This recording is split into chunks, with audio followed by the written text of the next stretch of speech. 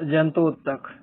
जंतु ऊतक बायोलॉजी का पार्ट 3 और टॉप स्पीड एडवांस समान ज्ञान बुक का पार्ट 88। रचना एवं उत्पत्ति में समान कोशिकाओं के समूह को ऊतक यानी टिश्यूज कहते हैं। ऊतकों के अध्ययन को हिस्टोलॉजी कहलाता है। ऊतकों का अध्ययन हिस्टोलॉजी कहलाता है। इस शब्द का व्यवहार मेयर ने किया था 1819 में। अंतःकोशिकीय पदार्थ या मैट्रिक्स की उपस्थिति ऊतकों की मुख्य पहचान है। जंतुओं के शरीर में 4 प्रकार के ऊतक पाए जाते हैं। नंबर 1 एपिथेलियल टिश्यूज यानी उपकला ऊतक। दूसरा कनेक्टिव टिश्यूज संयोजी ऊतक। मस्कुलर टिश्यूज पेशी ऊतक और नर्व टिश्यूज तंत्रिका ऊतक। एपिथेलियल टिश्यूज उपकला ऊतक यह विभिन्न अंगों के बाहरी एवं भीतरी सतह को स्तरित करता है। इस ऊतक में मैट्रिक्स की कमी होती है। इस ऊतक की कोशिकाएं एक जीवित झिल्ली पर सटी होती है जिसे बेसमेंट मेम्ब्रेन कहते हैं। इस ऊतक की कोशिकाएं जब ब्लड वेसल्स के भीतरी भागों में पाई जाती है तब इसे एंडोथेलियल सेल कहते हैं।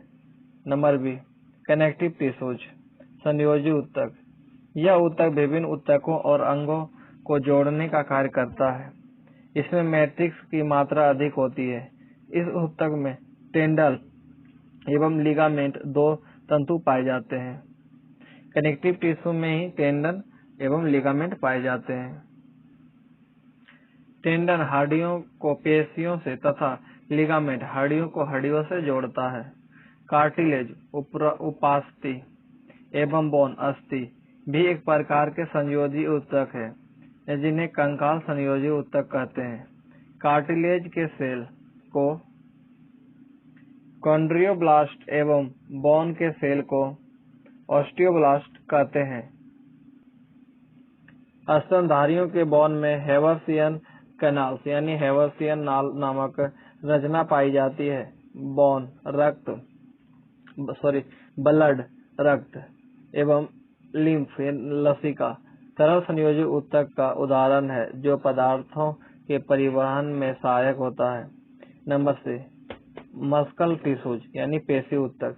यह ऊतक शरीर में प्रचलन तथा विभिन्न प्रकार की गतियों को नियंत्रित करता है। ऊतक में 3 प्रकार की पेशियां पाई जाती है। ऊतक में 3 प्रकार की पेशियां पाई जाती है।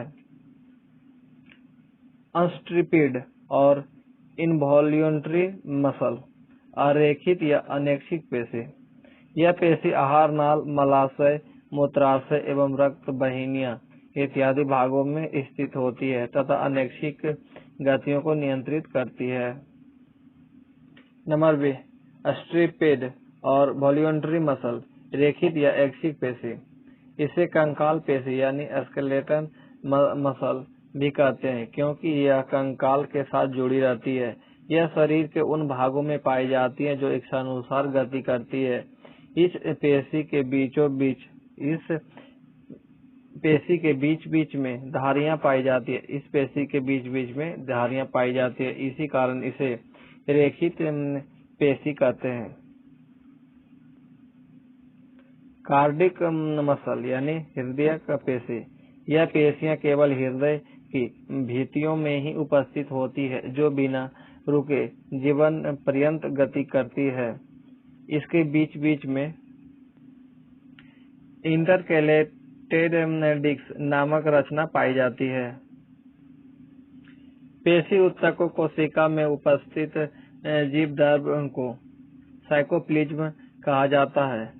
जीवदर्भ में अनेक सूक्ष्म तंतु पाई जाती है जिन्हें मायोफाइब्रिल्स कहते हैं। मानव शरीर में 639 मांसपेशियां होती है। सबसे बड़ी मांसपेशी कूल्हे की मांसपेशी ग्लूटियस मैक्सिमस तथा सबसे छोटी मांसपेशी स्टेपिडियस है। नर्व टिश्यू तंत्रिका ऊतक, इसे चेतना ऊतक भी कहा जाता है। इसके जीव द्रव में इरिटेबिलिटी नामक प्रधान लक्षण उपस्थित होता है। इस ऊतक की कोशिकाओं को तंत्रिका कोशिका या न्यूरॉन कहा जाता है। इसमें उपस्थित जीव द्रव को न्यूरोप्लाज्म कहा जाता है। प्रत्येक न्यूरॉन के 3 भाग होते हैं, साइटोन, एक्सॉन एवं डेंड्राइट। यह ऊतक शरीर में होने वाली सभी ऐच्छिक एवं अनैच्छिक क्रियाओं का नियंत्रण करता है। मानव रक्त, ह्यूमन ब्लड। रक्त एक तरल संयोजी ऊतक है। मानव शरीर में रक्त की मात्रा शरीर के भार का लगभग 7% होती है। रक्त का pH मान 7.4 होता है। यह एक क्षारीय विलयन है। सामान्य स्वस्थ मनुष्य के शरीर में 5 से 6 लीटर रक्त होता है। महिलाओं में पुरुष की तुलना में हाफ लीटर यानी आधा लीटर रक्त कम होता है। रक्त का निर्माण निम्नलिखित 3 पदार्थों के द्वारा होता है। नंबर 1 प्लाज्मा, दूसरा ब्लड कार्पल्स, तीसरा प्लेटलेट्स। प्लाज्मा यानी पल्विका, यह रक्त का तरल भाग है। यह रक्त के लगभग 55% भाग को बनाता है। प्लाज्मा का 90% भाग जल, 7% भाग एल्बुमिन एवं ग्लोबुलिन प्रोटीन, 0.9% लवण और 0.1% ग्लूकोज। इसके अलावा अमीनो अम्ल, वसा, हार्मोन्स, एंजाइम इत्यादि का बना होता है। प्लाज्मा पचे हुए भोजन एवं हार्मोन का संवहन करता है। जब प्लाज्मा से फाइब्रिनोजेन नामक प्रोटीन को निकाल दिया जाता है तो शेष प्लाज्मा को सेरम कहते हैं। ब्लड कार्पस्कल्स यानी रुधिराणु, यह रक्त का शेष 40% भाग होता है। इसे 2 भाग में बांटते हैं। नंबर ए आरबीसी, दूसरा डब्ल्यूबीसी। आरबीसी रेड ब्लड कार्पस्कल्स यानी लाल रक्त कण, इसे इरिथ्रोसाइट भी कहा जाता है। स्तनधारियों के आरबीसी उभयतल एवं केंद्रक विहीन होते हैं, अपवाद में ऊंट एवं लामा। आरबीसी का निर्माण लाल अस्थिमज्जा रेड बोन मैरो में होता है। भ्रूणीय अवस्था में आरबीसी का निर्माण यकृत यानी लीवर में होता है। आरबीसी का औसत जीवन काल 120 दिन का होता है। हमारे शरीर में 9 अरब लाल रक्त कण प्रति घंटे बनता है। आरबीसी की संख्या नर में 50 लाख कण एवं मादा में 45 लाख कण प्रति घन मिलीलीटर रक्त में होता है। स्प्लीन यानी पिल्हा को आरबीसी का कब्रगाह कहा जाता है। आरबीसी में हीमोग्लोबिन नामक पदार्थ पाया जाता है। यही इसे लाल रक्त प्रदान करता है। हीमोग्लोबिन का 96% भाग ग्लोबिन प्रोटीन एवं 4 से 5% भाग हीम नामक रंजक का बना होता है। हीम अणु के केंद्र में लौह तत्व पाया जाता है। सामान्य स्वस्थ मनुष्य के प्रति 100 ml रक्त में 15 ग्राम हीमोग्लोबिन पाया जाता है। हीमोग्लोबिन की कमी से एनीमिया नामक बीमारी होती है। सोते वक्त आरबीसी 5% कम हो जाता है एवं 4200 मीटर की ऊंचाई पर आरबीसी में 30% की वृद्धि हो जाती है। आरबीसी ऑक्सीजन एवं कार्बन डाइऑक्साइड का परिवहन में भाग लेता है। डब्ल्यूबीसी व्हाइट ब्लड कार्पस्कल्स श्वेत रक्त कण, इसे ल्यूकोसाइट भी कहा जाता है। यह अनियमित आकार के केंद्र युक्त हीमोग्लोबिन रहित होते हैं। इसका निर्माण श्वेत अस्थिमज्जा, लिम्फ नोड, कभी कभी लीवर एवं पिल्हा में भी होता है। इसकी संख्या सामान्य स्वस्थ नर एवं मादा दोनों में 6000 से 8000 प्रति घन रक्त में होता है। इसका जीवन काल 1 से 4 दिन का होता है। आरबीसी एवं डब्ल्यूबीसी का अनुपात 600:1 होता है। डब्ल्यूबीसी का मुख्य कार्य शरीर को रोगों के संक्रमण से बचाना है। प्लेटलेट्स यानी बिम्बाणु, इसे थ्रोम्बोसाइट्स भी कहते हैं। यह केवल स्तनधारियों एवं मनुष्य के रक्त में पाया जाता है। इसका निर्माण भी अस्थि मज्जा में ही होता है। इसका मुख्य कार्य रक्त को थक्का बनने में मदद करना है। रक्त का थक्का बनना, क्लॉटिंग ऑफ ब्लड। इसकी क्रिया विविध निम्न है, जैसे चोट लगने के बाद रक्त बहना और वहाँ थ्रोम्बोसाइट्स बनना। थ्रोम्बोसाइट्स बनने के बाद रक्त प्रोटीन से क्रिया करता है और प्रोथ्रोम्बोप्लास्टिन का निर्माण होता है। प्रोथ्रोम्बोप्लास्टिन के निर्माण के बाद कैल्शियम आयन प्लस टेट्रेज के साथ क्रिया करके सक्रिय थ्रोम्बिन का निर्माण करता है। थ्रोम्बिन के निर्माण होने के बाद फाइब्रिनोजिन का निर्माण होता है। उसके बाद रक्त का थक्का बनता है। रक्त प्लाज्मा में प्रोथ्रोम्बिन तथा फाइब्रिनोजिन का निर्माण होता है। विटामिन के की कमी से रक्त का थक्का बनना बंद हो जाता है। कुछ मनुष्यों के रक्त में थक्का बनने की क्षमता नहीं होती। यह एक आनुवंशिक बीमारी हीमोफीलिया का लक्षण है। मनुष्य का रक्त समूह, ब्लड ग्रुप। रक्त समूह की खोज सर्वप्रथम 1900 ईस्वी में लेनस्टीनर ने किया था। इस कार्य के लिए इन्हें 1930 ईस्वी में नोबेल पुरस्कार मिला। मनुष्यों के रक्तों की विभिन्नता का मुख्य कारण आरबीसी में पाई जाने वाली ग्लाइकोप्रोटीन है, जिसे एंटीजन कहते हैं। एंटीजन दो प्रकार का होता है, ए एवं बी। किसी एंटीजन की अनुपस्थिति में एक विपरीत प्रकार का प्रोटीन रक्त पाया जाता है, जिसे एंटीबॉडी कहते हैं। यह भी दो प्रकार का होता है, ए और बी। अतः एंटीजन एवं एंटीबॉडी के आधार पर रक्त को निम्न 4 भाग व समूहों में पाया जाता है। रक्त समूह: एंटीजन आरबीसी में, एंटीबॉडी प्लाज्मा में। रक्त समूह यानी ग्रुप ए में एंटीजन ए पाया जाता है और एंटीबॉडी बी पाया जाता है। ग्रुप बी में एंटीजन बी पाया जाता है और एंटीबॉडी ए पाया जाता है। ग्रुप ए बी में एंटीजन ए भी पाया जाता है और एंटीबॉडी इसमें नहीं रहता है। ग्रुप ओ में एंटीजन ही नहीं रहता, एंटीबॉडी ए भी रहता है। एंटीजन ए एवं antibody A antigen B antibody B के साथ नहीं रह सकते, क्योंकि ऐसा होने पर ये आपस में चिपक जाते हैं। रक्त ग्रुप ओ को सार्वत्रिक दाता यानी यूनिवर्सल डोनर कहते हैं, क्योंकि इसमें कोई एंटीजन नहीं होता। रक्त ग्रुप ए बी को सर्वग्राहता यानी यूनिवर्सल रिसेप्टर कहते हैं, क्योंकि इसमें कोई एंटीबॉडी नहीं होता। RH factor. सन 1940 में लेनस्टीनर एवं वीनर ने रक्त में एक अन्य प्रकार के एंटीजन का पता लगाया। इसका पता इन्होंने रिसस मकाका नामक बंदर के रक्त में लगाया था, अतः इसे आरएच फैक्टर कहते हैं।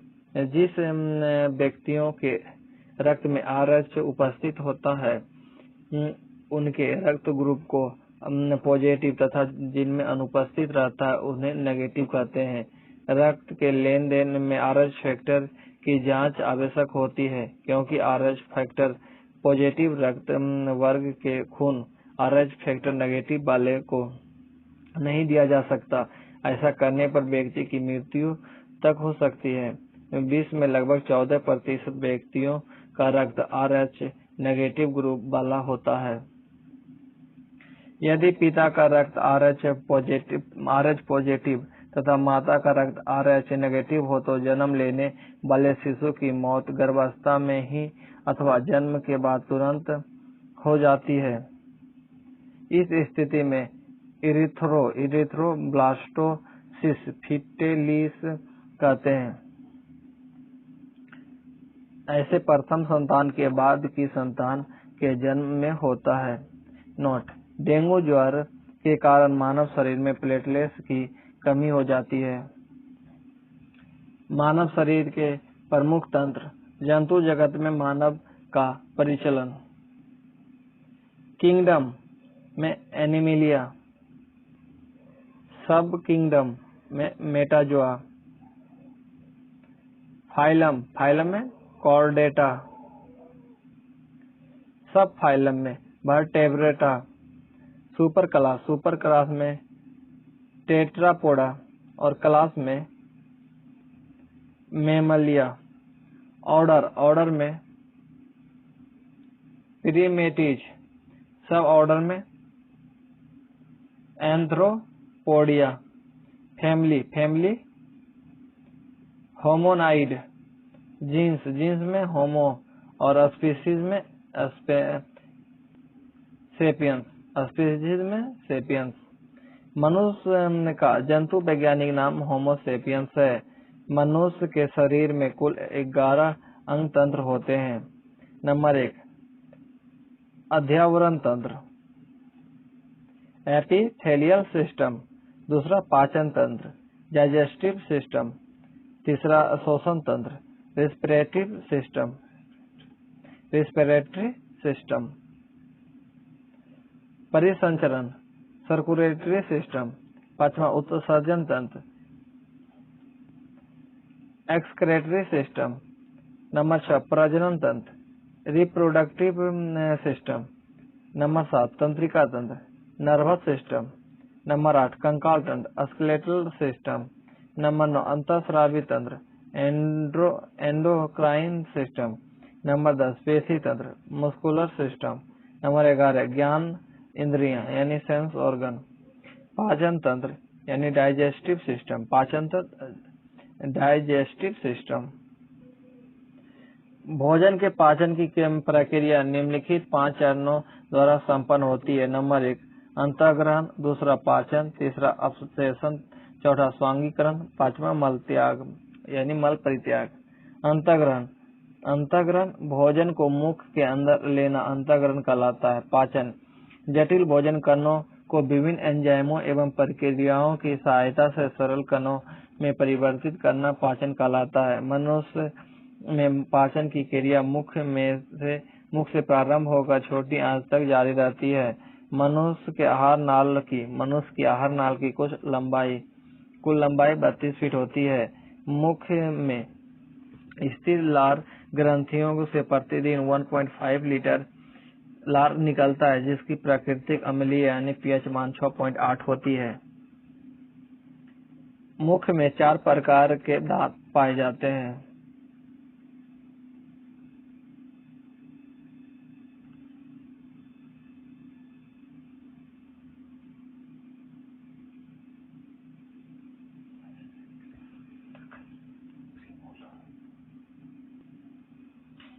प्रीमोलर यानी अग्र चवर्णक, मोलर चवर्णक, इंसिजियर कृंतक और केनाइन रदनक।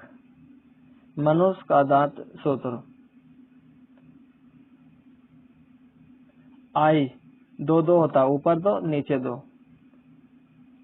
केनाइन ऊपर 1 नीचे 1। पीएम यानी प्रीमोलर 2-2 होता है, मोलर 3-3 होता है। कुल मिला के 32 दांत। और इसके याद करने का 21-23 ऊपर एक तरफ और फिर 21-23 नहीं, 2 1 2 3 ऊपर 2, इसको जोड़कर ऊपर से 2 गुना और इससे जोड़कर नीचे में 2 गुना, टोटल कुल 32 दांत हो जाता है। मनुष्य में दांत थिकोडोंट, डिप्योडोंट एवं हेट्रोडोंट होते हैं। भोजन मुख से ग्रास नली द्वारा आमाशय यानी स्टमक में पहुंचता है। भोजन का अंतिम पाचन छोटी आंत में होता है। बड़ी आंत में केवल जल का अवशोषण होता है। आंत रस क्षारीय होता है। इसका पीएच मान 8 होता है। स्वस्थ मनुष्य में प्रतिदिन लगभग 2 लीटर आंतरिक रस निकलता है। अमाशय के ऑक्सीटिक कोशिका में से हाइड्रोक्लोरिक अम्ल निकलता है जो भोजन के साथ आए जीवाणुओं को नष्ट कर एंजाइम की क्रिया को तीव्र करता है तथा भोजन के माध्यम को अम्लीय कर देता है। लीवर यानी यकृत मानव शरीर की सबसे बड़ी ग्रंथि है। इसका वजन लगभग 1.5 से 2 किलोग्राम होता है। यकृत प्रोटीन की अधिकतम मात्रा को तथा कार्बोहाइड्रेट के कुछ भाग को वसा में परिवर्तित कर देता है। भोजन में वसा की कमी होने पर यकृत कार्बोहाइड्रेट के कुछ भाग को वसा में परिवर्तित कर देता है। हिपेरिन नामक प्रोटीन का उत्पादन यकृत के द्वारा होता है जो शरीर के अंदर रक्त को थक्का बनाने में मदद करता है। अग्नाशय पैनक्रियाज मानव शरीर की दूसरी सबसे बड़ी ग्रंथि जो एक ही साथ अंतःस्रावी यानी एंडोक्राइन और बाह्यस्रावी एक्सोक्राइन दोनों ग्रंथियों का कार्य करता है।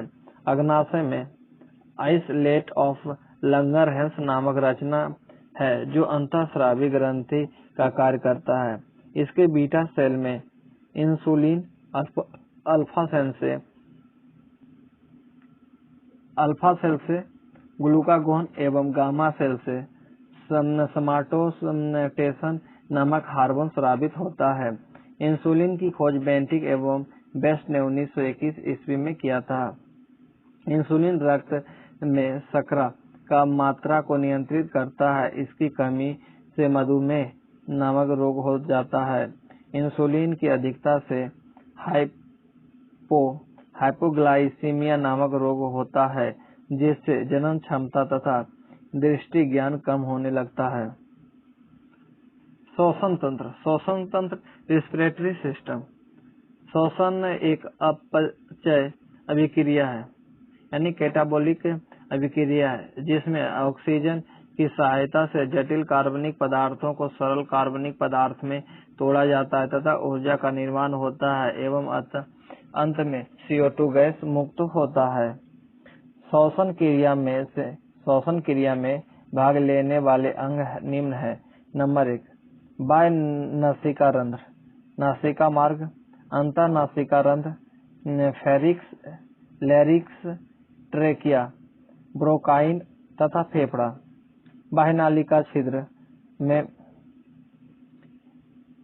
मेसेंथाइमोइड नामक हड्डी के द्वारा 2 भागों में बांटा जाता है। मनुष्य के दाएं फेफड़े का वजन 625 ग्राम तथा बाएं फेफड़े का वजन लगभग 567 ग्राम होता है। यानी दायां वाला फेफड़ा थोड़ा बड़ा होता है बायां बड़ा फेफड़ा की अपेक्षा। श्वसन की प्रक्रिया को 4 भागों में बांटा जाता है। नंबर 1 बाह्य श्वसन, दूसरा गैसों का परिवहन, तीसरा आंतरिक श्वसन, चौथा कोशिकीय श्वसन। बाह्य श्वसन को 2 भागों में बांटा जाता है। नंबर ए श्वासोच्छ्वास यानी ब्रीदिंग। वायु ग्रहण करने या छोड़ने की क्रिया को श्वासोच्छ्वास या सांस लेना कहते हैं। वायु को ग्रहण करने की क्रिया को निःश्वसन यानी इंस्पिरेशन एवं छोड़ने की क्रिया को उच्च श्वसन यानी एक्सपीरेशन कहलाता है। मनुष्य में श्वासोच्छ्वास की क्रिया का नियंत्रण कोलेस्ट्रॉल पेशी के संकुचन एवं फैलाव द्वारा होता है। गैसों का विनियमन फेफड़े के भीतर होता है। यह विनियमन खुली अवस्था में विसरण प्रवणता के आधार पर साधारण विसरण के द्वारा होता है। श्वासोच्छ्वास की क्रिया में पूरी वायु को ग्रहण किया जाता है न कि ऑक्सीजन। सांस द्वारा लगभग 400 ml प्रतिदिन हमारे शरीर से बाहर निकलता है। सांस द्वारा लगभग 400 ml पानी प्रतिदिन हमारे शरीर से बाहर निकलता है। नंबर 2 गैसों का परिवहन। O2 एवं CO2 को फेफड़े से शरीर की विभिन्न कोशिकाओं तक पहुंचाना तथा पुनः फेफड़े तक वापस लाने की क्रिया को गैसों का परिवहन कहते हैं। CO2 का परिवहन भी हीमोग्लोबिन के द्वारा होता है, लेकिन केवल 10 से 20% तक ही होती है। शेष परिवहन निम्न प्रकार का होता है। ऑक्सीजन का परिवहन रक्त हीमोग्लोबिन के द्वारा ऑक्सी हीमोग्लोबिन के रूप में होता है। प्लाज्मा में घुलकर CO2 प्लाज्मा में घुलकर कार्बोनिक अम्ल बना लेती है और इस रूप में 7% CO2 का परिवहन होता है। बाइकार्बोनेट के रूप में रक्त के सोडियम एवं पोटेशियम के साथ मिलकर CO2 बाइकार्बोनेट से बनाता है। इस रूप में CO2 का 70% भाग परिवहन होता है। मानव शरीर में लगभग 100 से 200 सीसी CO2 प्रति मिनट बनती है। आंतरिक शोषण कोशिका शरीर के अंदर रक्त एवं ऊतक द्रव के बीच गैसीय विनिमय होता है, उसे आंतरिक शोषण कहते हैं। कोशिकीय शोषण कोशिका के अंदर की वे समस्त क्रियाएं जिनके द्वारा ऊर्जा उत्पन्न होती है कोशिकीय शोषण कहलाती है। ग्लूकोज के ऑक्सीकरण द्वारा निम्न प्रकार से ऊर्जा प्राप्त होती है। C6H12O6 प्लस 6O2 से अभिक्रिया करता है तो 6CO2 plus 6H2O plus 688 calorie ऊर्जा निर्माण करता है।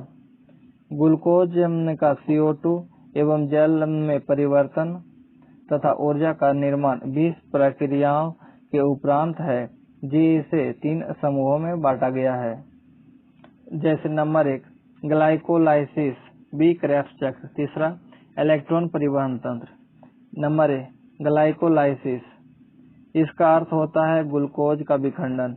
इसका अध्ययन सर्वप्रथम एम्डेन, मेयरहोफ एवं पार्सन ने किया था। इसी कारण इसे EMP पथ भी कहते हैं। यह पूरी अभिक्रिया O2 की अनुपस्थिति में कोशिका द्रव में संपन्न होती है। इसे शोषण का अनऑक्सीकरण भी कहते हैं। ग्लाइकोलाइसिस क्रिया द्वारा ग्लूकोज के कुछ अणु के विघटन के फलस्वरूप पायरुविक अम्ल के 2 अणु बनते हैं। ग्लाइकोलाइसिस क्रिया द्वारा ग्लूकोज के एक अणु के विघटन के फलस्वरूप पायरुविक अम्ल के यहाँ 2 होना चाहिए, दे नहीं होना, 2 अणु बनते हैं। इस प्रक्रिया के द्वारा 4 अणु ATP प्राप्त होता है, परंतु 2 ATP इसी प्रक्रिया में खर्च हो जाता है, अतः 2 ATP का ही लाभ होता है। इस प्रक्रिया में हाइड्रोजन के 4 अणु प्राप्त होते हैं। NAD को 2NADH2 में बदलकर ETS में प्रवेश कर जाता है और 4 ATP ऊर्जा मुक्त करता है। नंबर बी क्रेब्स चक्र, यह क्रिया O2 की उपस्थिति में माइटोकॉन्ड्रिया के भीतर संपन्न होती है, अतः इसे ऑक्सीकरण भी कहते हैं। इसे एसिड चक्र या ट्राई कार्बोक्सिलिक चक्र भी कहा जाता है। इसका वर्णन सर्वप्रथम सर हेंस एडिल्फ क्रेब्स ने 1937 में किया था। यह क्रिया एक्टिल को A तथा ऑक्सएलोएक्सेटिक एसिड से शुरू होता है। ग्लूकोज के एक अणु में पायरुविक अम्ल के 2 अणु बनते हैं, अतः 2 क्रेब्स चक्र एक साथ चलता है। O2 की कमी या अनुपस्थिति होने पर पायरुविक अम्ल लैक्टिक अम्ल तथा एवं एथाइल अल्कोहल में परिवर्तित हो जाता है। प्रत्येक क्रेब्स चक्र के द्वारा CO2 के 2 अणु तथा हाइड्रोजन के 8 अणु मुक्त होते हैं। CO2 मुक्त होने की क्रिया डिकार्बोक्सिलेशन एवं H2 मुक्त होने की क्रिया को डिहाइड्रोजिनेशन कहलाती है। एक क्रेब्स चक्र के द्वारा कुल 12 ATP ऊर्जा का निर्माण होता है। एक ही साथ 2 चक्र चलता है, अतः कुल 24 ATP ऊर्जा बनती है। नंबर सी इलेक्ट्रॉन परिवहन तंत्र ETS। क्रेब्स चक्र के ऑक्सीकरण अपकरण प्रक्रियाओं में डिहाइड्रोजनेज एंजाइम के कारण माइटोकॉन्ड्रिया के बाहरी चैम्बर में मुक्त हाइड्रोजन परमाणु प्रोटॉन तथा इलेक्ट्रॉन में डट जाता है और इलेक्ट्रॉन्स माइटोकॉन्ड्रिया के भीतरी भाग में उपस्थित होता है। एंजाइम श्रृंखला से गुजरते हैं। इस क्रम में बहुत अधिक ऊर्जा मुक्त होता है जो कार्बनिक फॉस्फेट से ऊर्जा युक्त फॉस्फेट का निर्माण करती है जिसे ADP से जोड़कर ATP का निर्माण करती है। इस प्रक्रिया को ATS कहा जाता है। रक्त परिवहन तंत्र ब्लड सर्कुलेटरी सिस्टम। मनुष्य में द्विगुण रक्त परिवहन होता है जिसके बारे में सर्वप्रथम विलियम हार्वे ने बताया था।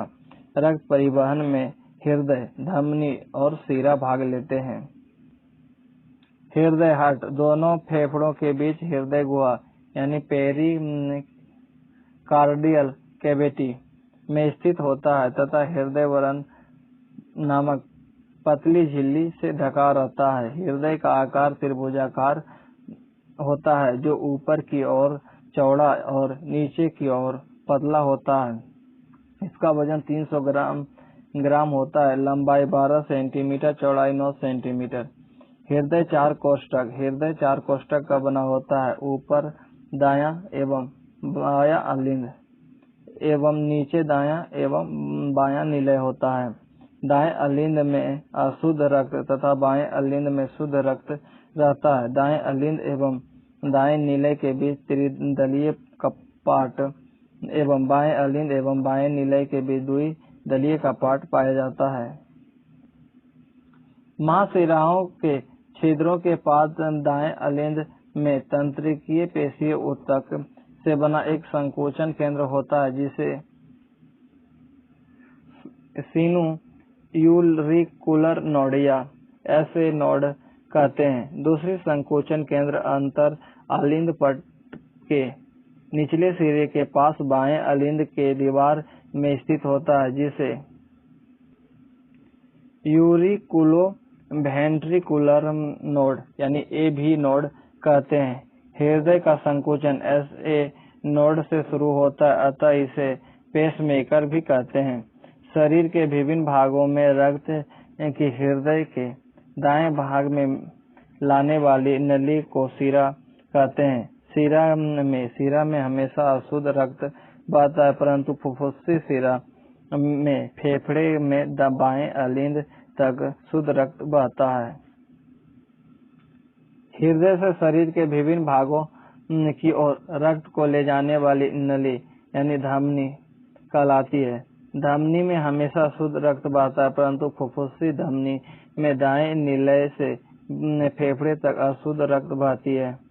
हृदय की पेशियों तक रक्त पहुंचाने वाली वाहिनी को कोरोनरी धमनी कहते हैं। इसी में किसी प्रकार की रुकावट होने पर हृदयाघात होती है। रक्त का परिसंचरण हृदय के संकोचन एवं फैलाव के द्वारा नियंत्रित होता है। मनुष्य में अलिंद के सिस्टोल में 0.15 सेकंड, निलय के सिस्टोल में 0.30 सेकंड और डायस्टोल में 0.40 सेकंड का समय है।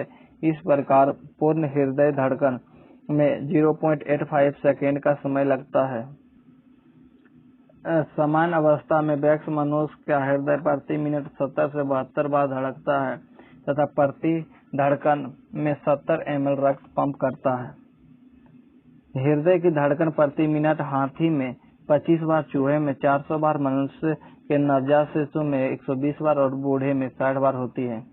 रक्त परिसंचरण का मार्ग बायां अलिंद से बायां निलय, फिर देहिक महाधमनी, फिर छोटी धमनियां, फिर धमनी कोशिकाएं, फिर अंग, अग्र एवं पश्च महाशिरा से, फिर दायां अलिंद, फिर बायां निलय, फिर फुफ्फुसी शिरा से फेफड़ा में, फुफ्फुसी शिरा, फिर फेफड़ा से फुफ्फुसी शिरा में और फुफ्फुसी शिरा से बायां अलिंद में। मनुष्य में निलय के संकोचन के समय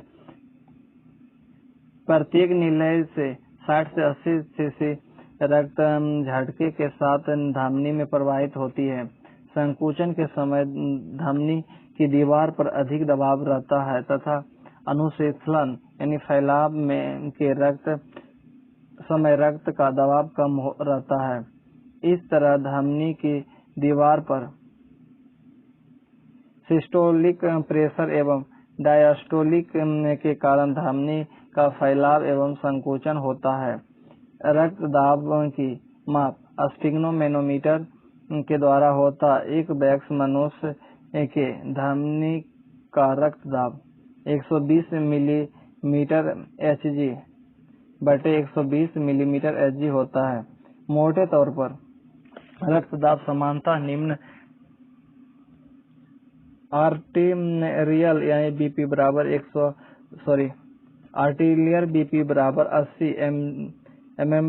मिलीमीटर Hg प्लस एज प्रति ईयर, फिर 50 millimetre Hg plus age in year. Thyroxine एवं एड्रेनलिन स्वतंत्र रूप से हृदय की धड़कन को नियंत्रित करने वाले हार्मोन हैं। रक्त में उपस्थित CO2 रक्त के pH को कम करके हृदय की गति को बढ़ाता है, अर्थात अम्लता हृदय की गति को बढ़ाता एवं क्षारीयता हृदय की गति को कम करता है। लसिका परिसंचरण तंत्र विभिन्न ऊतकों तथा कोशिकाओं के बीच स्थित अंतराकोशिकीय स्थानों में उपस्थित रंगहीन द्रव लसिका कहलाता है। लसिका रक्त प्लाज्मा का अंश है जिसमें पौष्टिक पदार्थ, ऑक्सीजन तथा कई अन्य पदार्थ पाए जाते हैं। लसिका में पाई जाने वाली कणिकाएं लिम्फोसाइट कहलाती है जो वास्तव में WBC ही है। लसिका का प्रवाह केवल ऊतकों से हृदय की ओर एक दिशा में होता है। लसिका का लिम्फोसाइट हानिकारक जीवाणुओं का भक्षण करती है। लसिका नोड यानी लिम्फोनोड मनुष्य शरीर में छन्ने जैसे कार्य करती है। धूलकण, जीवाणु, कैंसर कोशिकाएं इत्यादि लिम्फोनोड में फंस जाती है। लसिका घावों को भरने एवं ऊतकों से शिराओं में विभिन्न वस्तुओं को परिसंचरण में सहायक होती है। उत्सर्जन तंत्र विभिन्न उपचायी क्रियाओं के द्वारा जीव शरीर में बने हानिकारक पदार्थों को निष्कर्षण को उत्सर्जन कहते हैं। उत्सर्जित पदार्थों से तात्पर्य साधारणतः यूरिया, यूरिक एसिड, अमोनिया इत्यादि से है। मनुष्य के प्रमुख उत्सर्जी अंग एक वृक्क यानी किडनी, त्वचा, स्किन, यकृत, लीवर, फेफड़ा, लंग्स। वृक्क, किडनी मनुष्य के वृक्क उदर गुहा में रीढ़ की हड्डी के दोनों ओर स्थित होता है। मनुष्य के प्रत्येक वृक्क में लाल रंग का सेम के बीज के आकार की रचना है जो 10 सेंटीमीटर लंबा, 5 सेंटीमीटर चौड़ा और 9 सेंटीमीटर मोटा तथा इसका वजन 140 ग्राम होता है। वृक्क की बाहरी भाग को कॉर्टेक्स एवं भीतरी भाग को मेडुला कहते हैं। प्रत्येक वृक्क लगभग 1,30,000 वृक्क नलिकाओं से बना है जिसे नेफ्रॉन कहते हैं। नेफ्रॉन वृक्क की कार्यात्मक इकाई है। नेफ्रॉन 3 भाग में बटा रहता है। ऊपरी प्यालानुमा भाग बोमेट संपुट कहलाता है। इसके अलावा नेफ्रॉन नलिका एवं हेनली लूप कहलाता है।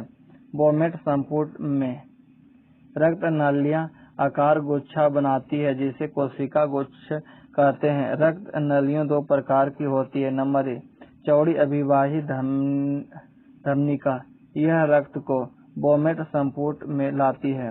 नंबर 2 पतली अपवाही धमनिका, यह रक्त को ग्लोमेरुलस से वापस ले जाती है। नेफ्रॉन द्वारा मूत्र का निर्माण 2 चरणों में होता है। नंबर 1 निस्यंदन यानी फिल्ट्रेशन, ग्लोमेरुलस की कोशिकाओं द्वारा उच्च दाब पर रक्त को छानकर नेफ्रॉन नलिका में भेजा जाता है। छने हुए पदार्थ को पतली निस्यंदन कहते हैं। नंबर 2 अवशोषण, छने हुए पदार्थों के साथ कुछ उपयोगी पदार्थ भी चले जाते हैं जिन्हें पुनः अवशोषित कर रक्त प्रवाह में मिला दिया जाता है। वृक्क हृदय द्वारा पंप किए गए रक्त का लगभग 20% भाग प्राप्त करता है। 24 घंटे में दोनों वृक्कों लगभग 1600 लीटर रक्त गुजारता है, जिसमें लगभग 170 लीटर तरल भाग मांसपेशियन कोषों द्वारा छानकर वृक्क नालिकाओं में जाता है और वहां 168 लीटर तरल पदार्थ को पुनः अवशोषित कर लिया जाता है। फलस्वरूप 24 घंटे में मात्र 1.2 लीटर तरल भाग ही मूत्र के रूप में निकलता है। सामान्य मूत्र में 95% जल, 2% लवण, 2.7% यूरिया एवं 0.3% यूरिक एसिड रहता है। मूत्र में हल्का पीला रंग यूरोक्रोम के कारण होता है, जो हीमोग्लोबिन के विखंडन से बनता है। मूत्र का पीएच मान 6 होता है, अर्थात यह अम्लीय होता है। उत्सर्जन के आधार पर मनुष्य यूरोटेलिक होता है। त्वचा स्किन, त्वचा में तैलीय ग्रंथि तथा स्वेद ग्रंथियां उपस्थित होती है, जो क्रमशः सीबम एवं पसीने का उत्सर्जन करती है। लीवर या यकृत यह आवश्यकता से अधिक अमीनो अम्ल तथा अमोनिया को यूरिया में परिवर्तित करके शरीर से बाहर निकालता है। यह बिलीरुबिन, बिलीबेरिन, अकार्बनिक लवण, कैल्शियम फॉस्फेट, टॉक्सिन आदि को बाहर निकालता है। फेफड़े लंग्स,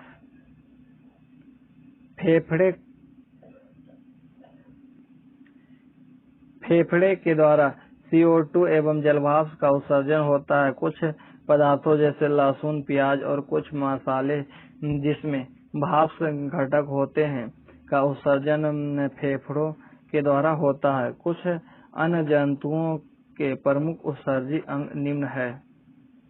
जंतु के नाम और उत्सर्जित अंग। पेरिफेरा संख्य जंतु उत्सर्जित अंग है। विशिष्ट नलिकाएं तंत्र। चपटे कृमि का उत्सर्जन अंग है फ्लेम कोशिका या ज्वाला कोशिका भी कहते हैं इसे। एनेलिडस जंतु के उत्सर्जित अंग है नेफ्रिडिया द्वारा। आर्थ्रोपोडस जंतु के उत्सर्जित अंग है मालपीछियन नलिका एवं हरित ग्रंथि द्वारा। मोलस्कन के जंतु के उत्सर्जित अंग है मूत्र अंग द्वारा। सभी कशेरुकी जंतु उत्सर्जित अंग है मुख्यतः वृक्क द्वारा। प्रजनन तंत्र, रिप्रोडक्टिव सिस्टम।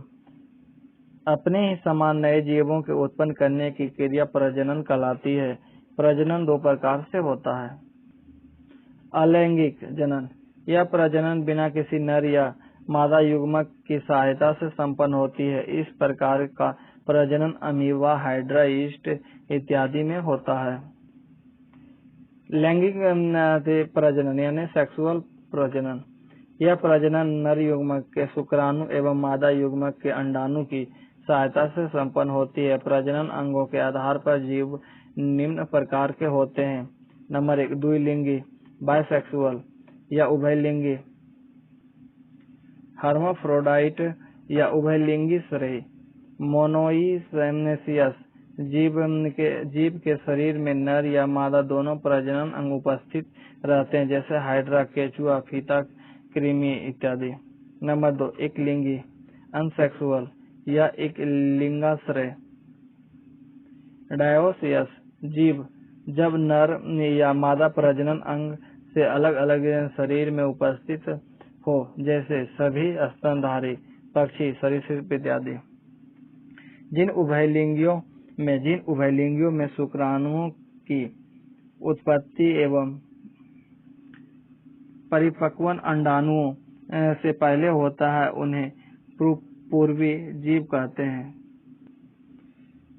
जो जीव अंडा देता है उन्हें अंड प्रजनक तथा जो सीधे शिशुओं को जन्म देते हैं उसे सजीव प्रजनक कहते हैं। यानी बीपी पेरस कहते हैं। जिन उभयलिंगियों में अंडाणुओं की उत्पत्ति एवं परिपक्वन शुक्राणुओं से पहले होता है उन्हें स्त्री पूर्वी कहते हैं। जंतुओं का सबसे प्रमुख नर प्रजनन अंग वृषण यानी टेस्टिस तथा प्रमुख मादा प्रजनन अंग अंडाशय यानी ओवरी होता है। जब शुक्राणु और अंडाणु शरीर से बाहर मिलते हैं तो उन्हें बाह्य निषेचन यानी एक्सटर्नल फर्टिलाइजेशन तथा जब शरीर के अंदर मिलते हैं तो अंतर निषेचन इंटरनल फर्टिलाइजेशन कहते हैं। परिवार नियोजन हेतु नर के ऑपरेशन की विधि बाइसेक्टोमी तथा मादा के ऑपरेशन की विधि को ट्यूबेक्टोमी कहते हैं। एक स्वस्थ युवा पुरुष एक बार में 4 से 5 मिलीलीटर शुक्राणु स्खलित करता है, जिसमें 20 करोड़ से 60 करोड़ शुक्राणु मौजूद होते हैं। तंत्रिका तंत्र नर्वस सिस्टम मानव शरीर में होने वाली कोशिकाओं का नियंत्रण एवं नियमन जिस तंत्र के द्वारा होता है उसे तंत्रिका तंत्र कहते हैं। तंत्रिका तंत्र को 3 भागों में बांटा जाता है। नंबर 1 केंद्रीय तंत्रिका तंत्र, दूसरा परिधीय तंत्रिका तंत्र, तीसरा स्वतः तंत्रिका तंत्र। नंबर 1 केंद्रीय तंत्रिका तंत्र सेंट्रल नर्वस सिस्टम। इसके अंतर्गत मस्तिष्क एवं मेरुरज्जु सम्मिलित है। मस्तिष्क ब्रेन मानव शरीर ने अधिकतम जटिलता एवं वृद्धि प्राप्त की है, जिसका आयतन 1650 मिलीलीटर एवं भार समानता 1.5 किलोग्राम है। मस्तिष्क या मस्तिष्क कोश जिसे क्रेनियम के अंदर सुरक्षित होता है। मानव मस्तिष्क में निम्नलिखित रचनाएं होती है: अग्र मस्तिष्क, मध्य मस्तिष्क और पश्च मस्तिष्क। अग्र मस्तिष्क में सेरिब्रम या प्रमस्तिष्क गोलार्ध होते हैं। घिरना पिंड और डाइएन्सेफेलॉन होता है। मध्य मस्तिष्क में दृक्पटल यानी ऑप्टिकल लॉब होता है और पश्च मस्तिष्क में यानी हिंड ब्रेन में सेरिबेलम मेडुला ऑब्लोंगेटा होता है। सेरिब्रम मस्तिष्क का सबसे बड़ा भाग है। यह बुद्धिमत्ता, स्मृति, इच्छा शक्ति, ज्ञान, वाणी एवं चिंतक का केंद्र है, जो मस्तिष्क का 2/3 भाग बनाता है। सेरिब्रम लसीका ऊतकों से बना होता है। इसमें कार्पस कैलोसम नामक रचना पाई जाती है।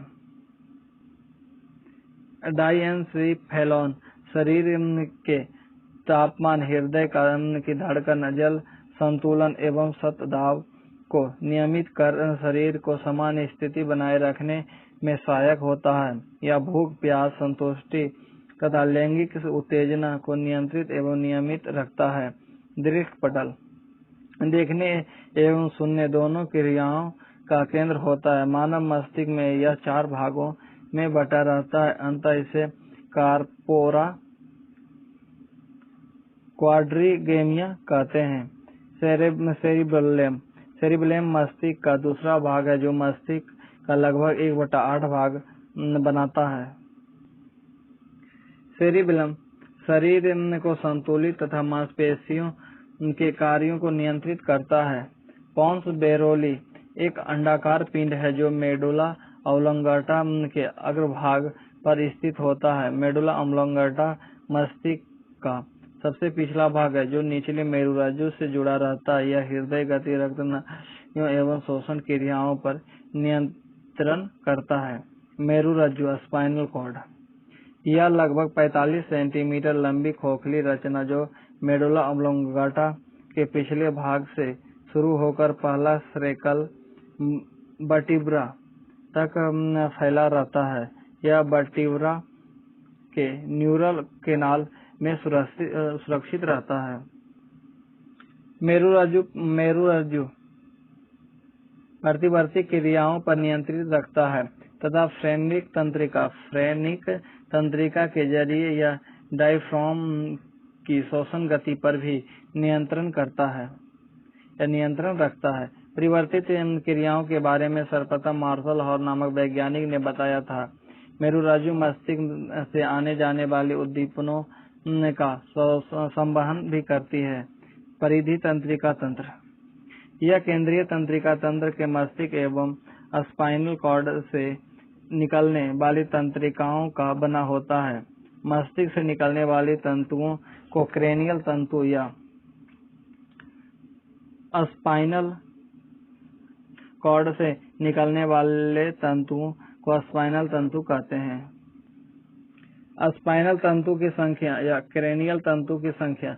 स्पाइनल तंतु की संख्या मनुष्य की 31 जोड़ी। स्पाइनल तंतु की संख्या मनुष्य में 31 जोड़ी होती है, मेढक में 10 जोड़ी होती है और खरगोश में 31 जोड़ी होती है। और क्रेनियल तंतु की संख्या मनुष्य में 12 जोड़ी, मेढक में 10 जोड़ी और खरगोश में 12 जोड़ी होती है। स्वतः तंत्रिका तंत्र ANS। यह तंत्रिका तंत्र शरीर के अनैच्छिक इच्छाओं क्रियाओं का नियमन करता है, जैसे भोजन का पचाना, पाचक रस का शोषण, श्रवण, हृदय गति एवं रक्त परिवहन, वृक्क के अंदर मूत्र का निर्माण इत्यादि।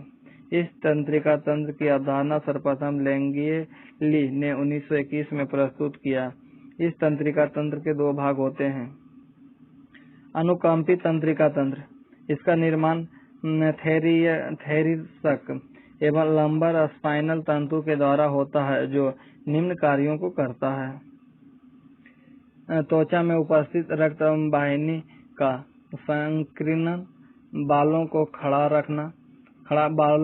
करना, लार श्वसन को कम करना, हृदय स्पंदन को तीव्र करना, आँख की पुतली को फैलाना, श्वेत ग्रंथियां के श्वसन को प्रारंभ करना, आंत के कर्माकुचन गति को कम करना, मूत्राशय की पेशियों को फैलाना, श्वसन की दर को बढ़ाना, रक्त शर्करा के स्तर को बढ़ाना, रक्त में RBC की संख्या में वृद्धि करना, रक्त को थक्का बनाने में मदद करना।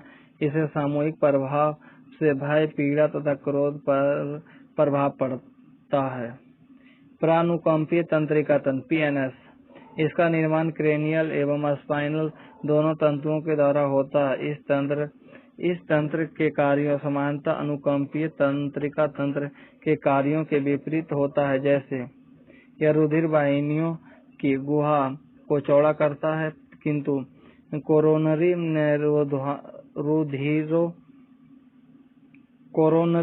रुधिर वाहिनियों को छोड़कर लार एवं अन्य पाचक रसों के श्वसन में वृद्धि करना। यह नेत्र की पुतली को संकुचन करता है। यह आंत की भित्ति में संकुचन एवं गति उत्पन्न करता है। इस तंत्रिका तंत्र का प्रभाव सामूहिक रूप से आराम एवं सुख की स्थिति में उत्पन्न करता है। कंकाल तंत्र स्केलेटल सिस्टम। स्थिति के अनुसार मनुष्य का कंकाल 2 प्रकार का होता है। नंबर 1 बाह्य कंकाल एक्सोस्केलेटन। इसके अंतर्गत बाल एवं नख सम्मिलित होते हैं। नंबर 2 अंतः कंकाल एंडोस्केलेटन। यह वो अस्थि यानी बोन उपास्थि कार्टिलेज का बना होता है। अतः कंकाल 2 भागों में होते हैं, एक अक्षीय कंकाल, दूसरा उपांग कंकाल। अक्षीय कंकाल अक्षीय स्केलेटन यह शरीर के बीच में उपस्थित होता है और इसमें खोपड़ी, रीढ़ की हड्डी, पसलियां तथा छाती की हड्डी स्टेर्नम सम्मिलित होता है। उपांग कंकाल अपेंडिकुलर स्केलेटन। इसमें हाथ एवं टांगों की हड्डियां एवं पेक्टोरल तथा पेल्विक गार्डिल की हड्डियां सम्मिलित होती है। समान मनुष्य में हड्डियों की कुल संख्या 206 होती है। लगभग 5% मनुष्य में हड्डियों की कुल संख्या 208 होती है, क्योंकि ठेहुने के पास पटेला हड्डी के नीचे एक छोटी हड्डी फेबिला पाई जाती है। सिर के कुल हड्डियों की कुल संख्या 29 है। कपाल 8, फेसियल 14, कान में 6 और जीभ में 1। शरीर के सबसे बड़ी हड्डी फीमर जांघ की हड्डी होती है और शरीर की सबसे छोटी हड्डी स्टेपस कान की हड्डी होती है। शरीर की सभी हड्डियों का नाम एवं संख्या। Axial skeleton. इसमें स्कल यानी खोपड़ी आता है। इसमें खोपड़ी में 29 हड्डी होता है, जिसमें कपाल क्रेनियन में 8 हड्डी, फेसियल बोन यानी चेहरा पर 14 हड्डी, ईयर बोन यानी कान की हड्डियां 6 होती है, जिसमें मेलियस 2, इंकस 2, स्टेपिस 2 और हाइड बोन यानी टंग बोन 1 होता है। ये टोटल 29। दूसरा, वर्टेब्रल यानी कैसुरुकु में कुल 33 हड्डी होता है, जिसमें गर्दन में 7, बक्षीय में 12, कटी में 5, त्रिक में 5 और पुक्ष में 4 होते हैं। ये टोटल 33 हड्डी हुआ। बड़े होने के बाद ये 5 एक बन जाता है और ये भी 1 बन जाता है। टोटल अब 26 हो गया। असली 24 होते हैं और स्टेनम बीच के साथ जो बीचों बीच होता है वह 1 होता है। अपेंडिकुलर स्केलेटन में नंबर 1 कंधे की हड्डी 4 होती है, जिसमें स्केपुला 2 और क्लेविकल 2। अपर लिप्स बोन में 60 हड्डी होते हैं, यानी दोनों हाथ में प्रत्येक हाथ में 30 हड्डी, यानी दोनों में 60 हड्डी। ऊपरी बाहु की हड्डी जिसे हुमरस कहते हैं ये 2 होता है। रेडियस यानी अग्रबाहु की हड्डी ये भी 2 होता है, दोनों हाथ में 1। अल्ना ये भी 2 होता है। कार्पल्स यानी कलाई की हड्डी, इसमें प्रत्येक हाथ में 8 होता है, यानी दोनों में 16। मेटाकार्पस हथेली की हड्डी प्रत्येक में 5 होता है, यानी दोनों में 10। और फ्लेंजी अंगुलियों की हड्डी प्रत्येक में 14 होता है, यानी दोनों में 28। ये टोटल 60। कमर की हड्डी यानी पेल्विक ग्रिडल्स ये 2 होता है। लेग्स यानी लोअर लिम्स में भी 60 हड्डी होते हैं, जैसे फीमर जांघ की हड्डी 2 होता है। टिबिया घुटने की हड्डी 2 होता है। फेबुला घुटने के नीचे की में भी 2 होता है। घुटने के नीचे में टिबिया और फेबुला रहता है। पटेला यानी घुटने की हड्डी 2 होता है। टार्सल्स यानी टखने एंकल की हड्डी प्रत्येक में 7, यानी दोनों में 14। फ्लेंजी अंगुलियों की हड्डी 14 होता है, यानी दोनों 28। और मेटाटार्सल्स यानी तलवा की हड्डी प्रत्येक में पैर में 10 होता है, यानी दोनों में प्रत्येक में 5 होता है, दोनों में 10।